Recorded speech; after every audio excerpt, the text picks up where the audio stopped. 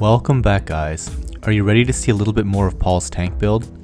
In case you missed the first part of the build, he's assembling a 240-gallon custom, and you can click on the annotation to take you there. It's been a couple of weeks now since part 1, and the tank is running saltwater. In case you're curious, Paul went with Reef crystals for his tank. It's not crystal clear yet, as the salt is still mixing, but you can certainly tell how things might look as the tank settles in.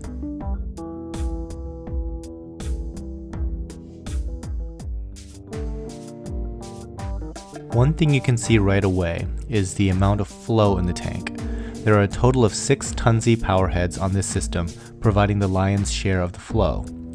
The goal of the flow is to keep any detritus in suspension so it eventually makes its way down into the sump. In addition to the Tunze powerheads, there are 2 3/4-inch eductors that amplify the flow coming from the return pump. These flow fittings practically quadruple the amount of water movement. To better manage cords from the various powerheads, the Eurobraces were drilled so that the wires from inside the tank can be fished through easily. As for the Aquascape, this system has gone with 2 main reef structures separated by a small gap. There's a smaller structure on the left side of the aquarium and a much larger structure on the right that has a cave. Cave structures are a really great idea if you have the space for it.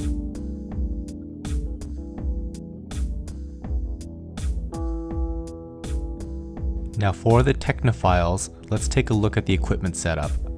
On a system this complex, there should be wires absolutely everywhere, but Paul took the time to organize the electronics so the finished product fits like a tailored suit. There are almost no wires visible, and everything is easy to control in one location. At the top of the compartment is a power strip that controls each of the pumps on the system.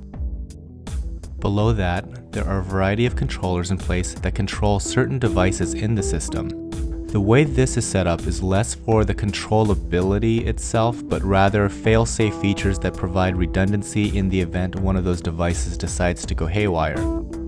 For example, you can find plenty of examples of an auto top-off getting stuck, or perhaps a heater getting stuck on and frying everything. For that to happen on this system, about 4 devices have to fail all at the same time. The main display tank drains down to a 2-tier Sump/Refugium. This sphere's gate valve controls the flow that is sent to the Refugium.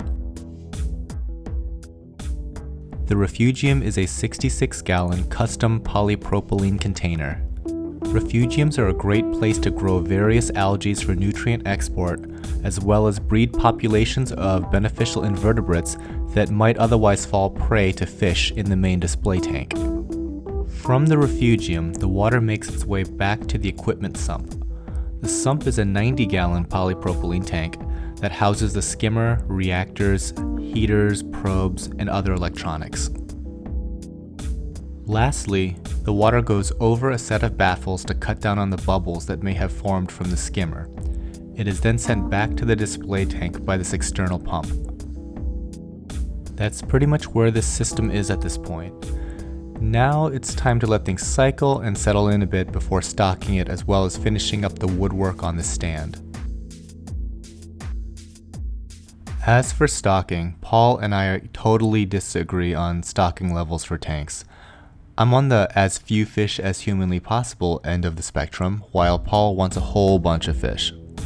To put things into perspective, he may have more fish in his 240-gallon tank than I have in my 5,000-gallon greenhouse system.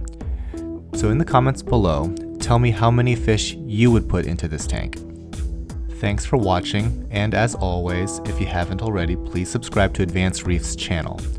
I will mainly be doing equipment-related videos over there. So until the next time, happy reefing, everyone.